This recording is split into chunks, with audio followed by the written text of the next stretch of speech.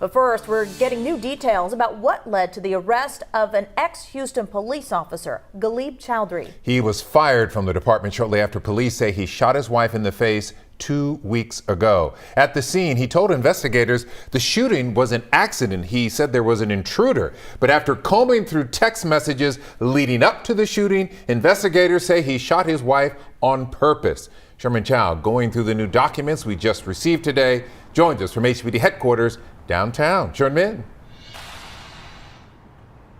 Yeah, Len, this is where now fired officer Galib Chowdhury had worked until just last week with the Houston Police Department, and where investigators had secured his cell phone from the night of the shooting in a lockbox here, pending the warrant which has now been issued to search that cell phone.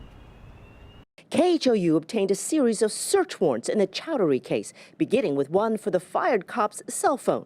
These texts, "wow, expletive wife," and "pick up expletive," were on his wife's phone, apparently sent from her husband, shortly before she was shot.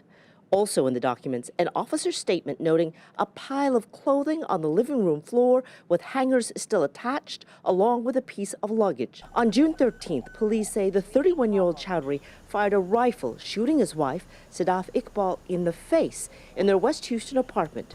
Both initially said he accidentally shot his wife while aiming at an intruder. The warrants also included these photos of the apartment after the shooting. The wife initially refused to give a statement to HPD officers, but after her husband was charged, she changed her story, saying the shooting was deliberate. Family tell us Sadaf was originally frightened to tell the truth against a police officer. Meanwhile, detectives searched the apartment and seized several items, including passports, weapons, ammunition, and computers. The search warrant also says officers found used syringes and clenbuterol, a drug not approved for use in the U.S. The drug may be used illicitly by bodybuilders, according to the DEA.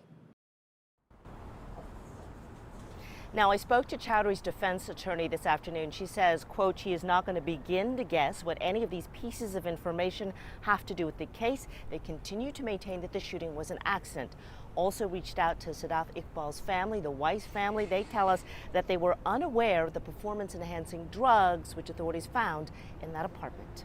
Live here in downtown, Sherman Chow, KHOU 11 News. Sherman with the latest downtown. Thank you, Sherman. If you are in an abusive relationship and you need to get out, text the word START to 88788.